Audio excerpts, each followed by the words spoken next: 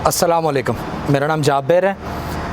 जैसा कि आप लोगों को पता है कि मेरी हमेशा से कोशिश होती है कि कोई भी चीज़ इस तरीके से समझाई जाए जो कि छोटे टेक्नीशियन या एवरेज टेक्नीशियन जिनको काम आता है उनको बआसानी समझ आ सके और वो जल्दी से जल्दी तरक्की कर सके और जल्दी से जल्दी मेरी वीडियो देखने के बाद वो कुछ पैसे कमा सकें वो सीखने के बाद। यानी मुश्किल चीज़ें मैं कोशिश करता हूँ उनको ना समझाई जाए, या जब उनको बेसिक समझ आ जाएगी तो बाद में आहिस्ता आहिस्ता वो खुद ब खुद मुश्किल चीज़ें भी सीखते रहेंगे। लेकिन पैसे कमाने के लिए जितना आना चाहिए उतनी मेरी कोशिश होती है कि समझाया जाए।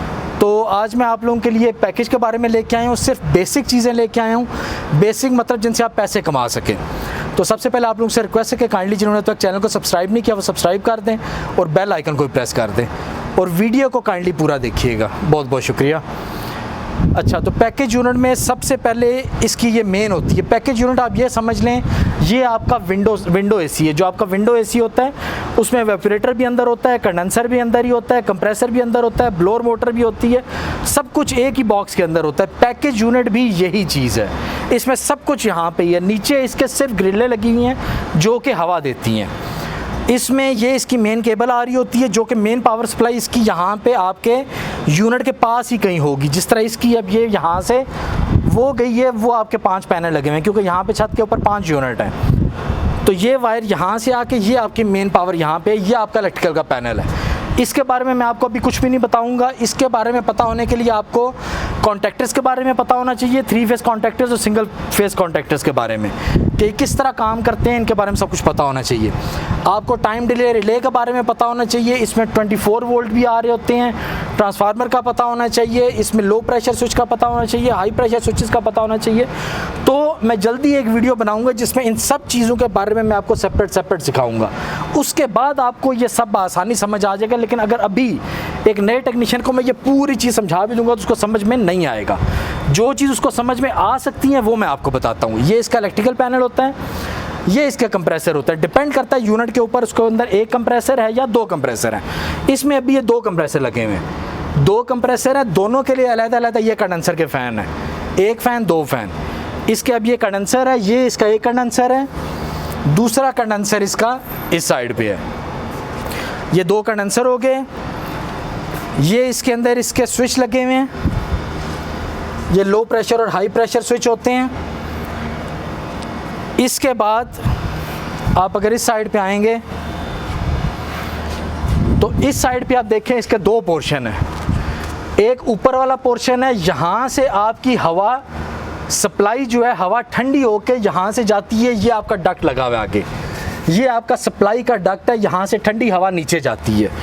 ठंडी हवा नीचे जाने के बाद नीचे फिर एक रिटर्न का डक्ट भी लगा होता है। उस रिटर्न से यहाँ से आपकी हवा वापस आती है, वापस यहाँ पे आती है और फिर ब्लोअर से होते हुए दोबारा इसको ठंडा करके हवा यहाँ से दोबारा इस डक्ट से रूम के अंदर भेजती है। ये मैं आपको नीचे जाके दिखाता हूँ कि ये नीचे किस तरह डक्ट हमारे लगे हुए हैं। अच्छा, तो ये जो ऊपर मैंने आपको दिखाई है रिटर्न की, एक रिटर्न की डक्ट है और एक सप्लाई की डक्ट है। रिटर्न यानी जो कमरे में से हवा को वापस लेके जाती है ऊपर और फिर ठंडा होकर दोबारा रूम के अंदर फेंकती है। तो ये आपकी रिटर्न की सप्लाई है। ये देखें, ये हमने यहाँ पे टिश्यू लगाया, देखें वापस खींच रहे हैं। तो इससे क्या साबित हुआ कि ये हमारी रिटर्न की डक्ट है। ये रूम के अंदर से हवा को वापस ऊपर लेके जाती है। ये साथ इसका थर्मोस्टेट लगा हुआ है जिससे ये ऑन होता है। और ये आपकी दूसरी डक्ट है, रूम के अंदर लगी होती है। आपकी ज़्यादा जगह पे रूम्स पे रिटर्न की डक्ट एक ही होगी लेकिन सप्लाई की डक्ट ज़्यादा होंगी। ये देखिए आपको नज़र आ रहा है टिश्यू से कि ये आपकी सप्लाई की डक्ट है। इसी तरह ये दूसरी आपकी ये भी सप्लाई की डक्ट है जो ऊपर आपने देखी है, ऊपर से नीचे आ रही है। ये भी इसकी सप्लाई की डक्ट है। इसके अंदर कोई यूनिट कुछ भी नहीं लगा होता, सिर्फ ये ग्रिल है जो डक्ट ऊपर से आई हुई है। इसके आगे ये ग्रिल लगा दी है ताकि हवा की डायरेक्शन को चेंज करने के लिए। तो इसके अलावा ये हमारे एक्सपेंशन वाल्व हैं। ये आप इनको इतना समझ लें कि ये जिस तरह आपके विंडो एसी में या किसी दूसरे यूनिट में कैपिलरी लगी होती है, ये आपकी कैपिलरीज हैं, लेकिन इनका काम करने का फंक्शन दूसरा है। ये भी मैं आपको आगे किसी वीडियो में डिटेल से बताऊंगा। इधर आ जी।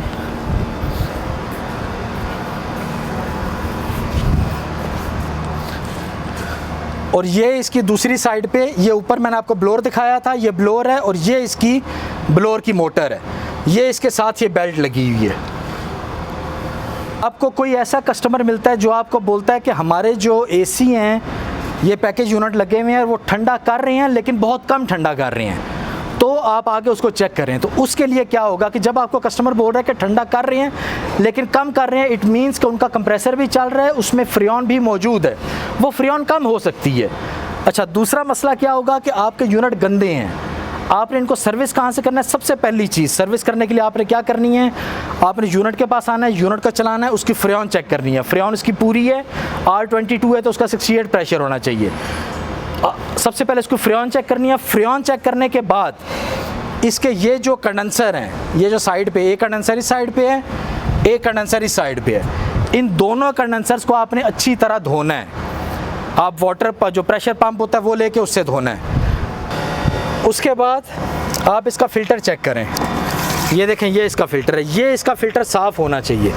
अगर ये फ़िल्टर साफ़ नहीं है, ये किसी यूनिट में एक भी फ़िल्टर हो सकता है, किसी में 2 भी हो सकते हैं, किसी में 3 भी हो सकते हैं। इन फ़िल्टर्स को लाजमी साफ़ करके इनके अंदर लगाएं वापस। अच्छा, फ़िल्टर भी आपने चेक कर लिया। ये आपका एवेपोरेटर, इसको अभी हम लोग धो चुके हैं।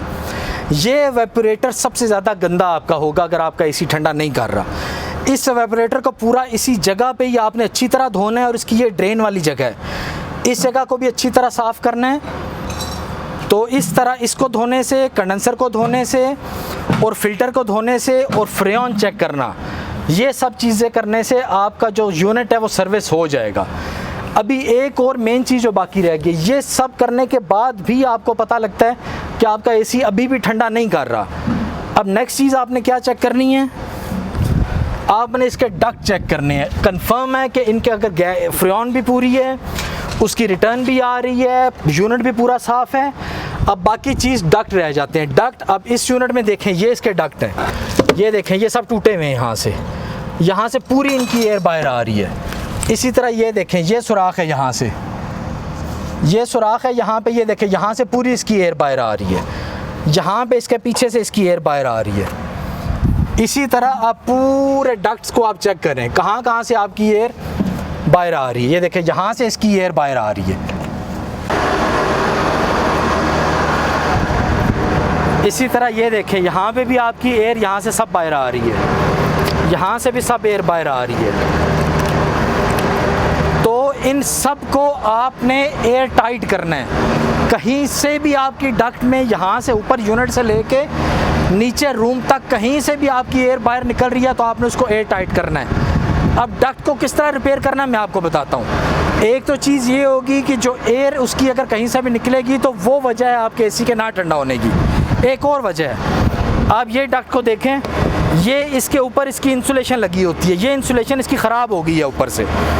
अच्छा, ये इंसुलेशन ख़राब होने से क्या हुआ है, ये इंसुलेशन क्यों इसके ऊपर लगाई जाती है, क्योंकि ये जो डक्ट है एल्यूमिनियम की, ये गर्मी से, धूप से गर्म हो जाती है। जब गर्म हो जाती है तो टेम्परेचर की वजह से आपके अंदर रूम में कूलिंग नहीं होती, इसलिए इसके ऊपर ये इंसुलेशन इसकी लगाई जाती है, जो कि ये है इस तरह की इंसुलेशन, ये इंसुलेशन इसके ऊपर लगाई जाती है। तो ये इंसुलेशन के यहाँ से ख़त्म हो जाना भी एक बड़ी वजह है कि आपका यूनिट ठंडा नहीं कर रहा।